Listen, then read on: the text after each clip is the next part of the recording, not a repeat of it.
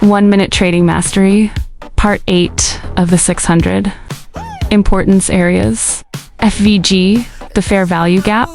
What is FVG and how to use it? FVG is a price gap that occurs during sudden, high-volume buying or selling. The price may try to fill these gaps again after a certain period of time. The most important thing to pay attention to here is bias. When using FVG, you should always use it according to your bias. Your bias should be determined by the trend. Remember, there's nitrogen monoxide rule that every FVG will work, and when you catch a good flow, you should never use an FVG that is against the trend. Never forget that the trend is everything. A smart trader never aims to buy at the bottom and sell at the top. A smart trader simply follows the trend. Never even think about buying at the bottom and selling at the top. Wait for the right conditions, wait for a flow to occur, then you can use FVG. Good luck, guys!